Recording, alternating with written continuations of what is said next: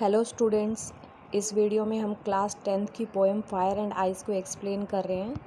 Hope so कि ये आपको समझ आएगी। सो स्टूडेंट, हम स्टार्ट करते हैं पोएम को। This is a very wonderful poem and the name of the poem is fire and ice. It is composed by Robert Frost. So you can C fire and ice, it is a symbolic title. Students, ये जो poem है वो एक symbolic poem है, जो कि हम title में ही देख सकते हैं, fire and ice. Here fire stands for endless desire. Fire यहाँ पे कभी ना ख़त्म होने वाले डिज़ायर के लिए स्टैंड करता है, और आइस स्टैंड्स फॉर हेट्रेड. और आइस जो है वो हेट्रेड के लिए स्टैंड करता है. So students, you can open your book and you can study this poem with me. अब आप अपने टेक्स्ट को देखिए, यहाँ पे लिखा हुआ है, आपकी पोएम दी हुई है fire and ice. There are only 2 stanzas. यहाँ पे 2 स्टैंजास हैं और बहुत ही सिंपल एक पोएम है ये. And here the poet is dealing with the old age question, and the question is how will the world and.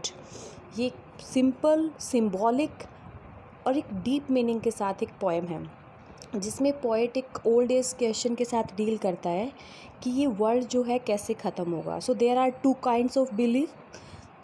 2 तरह के विचार हैं. लोग 2 तरह की विचारधारा में बिलीव करते हैं कि वर्ल्ड के ख़त्म होने के रिगार्डिंग, वर्ल्ड के एंड होने के रिगार्डिंग.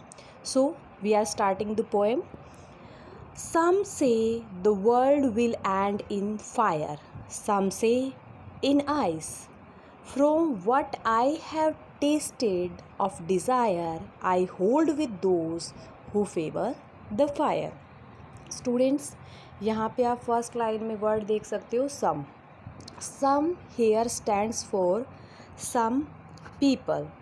Some, यहाँ पे some का मीनिंग है some people. So poet says कि कुछ लोग हैं जो ये कहते हैं कि ये वर्ल्ड जो है will end in fire. Here fire means endless desire. Poet ये कहना चाहता है कि कुछ लोग ये मानते हैं कि ये जो वर्ल्ड है वो जो इंसान की एंडलेस डिज़ायर है, जो ये मटेरियलिस्टिक वर्ल्ड है जिसमें इंसान ज़्यादा से ज़्यादा चीज़ों को गैदर करना चाहता है, इसके लिए वो नेचुरल रिसोर्सेज को एक्सप्लॉइट करता है, ह्यूमन रिलेशनशिप को एक्सप्लॉइट करता है. So that will be the cause of the destructions of the world, कि इसी वजह से ये जो वर्ल्ड है ख़त्म हो जाएगा.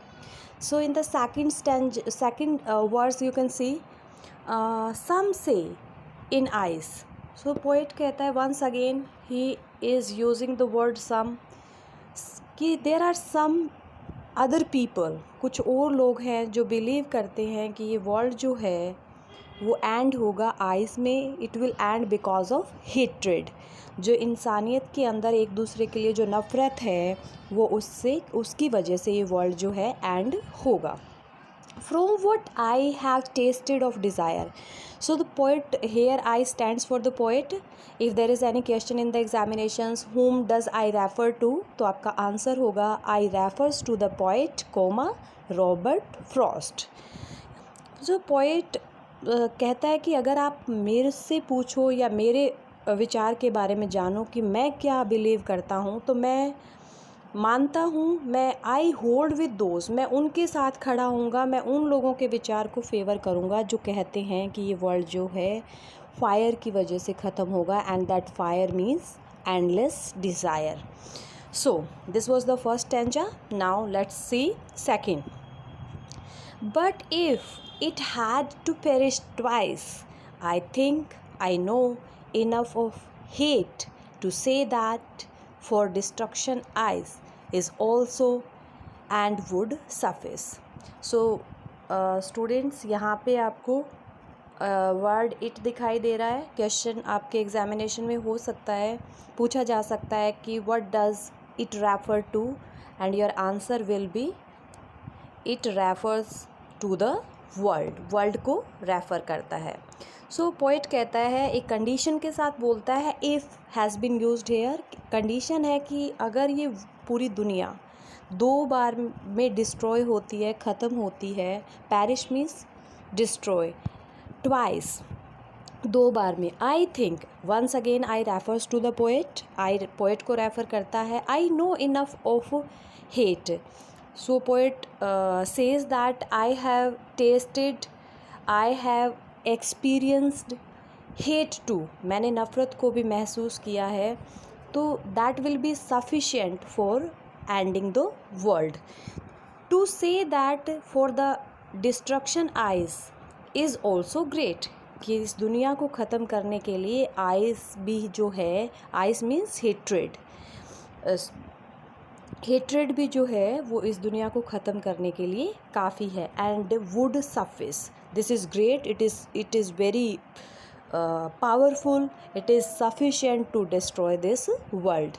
So by this symbolic poem, the poet conveys the message that the fire of desire and hatred are very destructive, they can end the world. It means the poet wants to convey the message कि हमें हमारी endless जो desire है उनको रोकना चाहिए. हमें हमारे अंदर जो हेट्रेड है for our brothers, for our fellow beings, उनके लिए हमें कभी भी नफ़रत जो है डेवलप नहीं करनी चाहिए.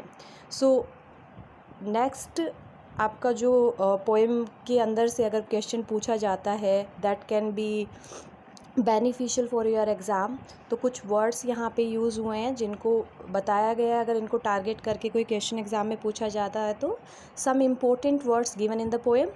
First one is fire, stands for endless desire. Ice stands for hatred. Some stands for people, perish, destroy.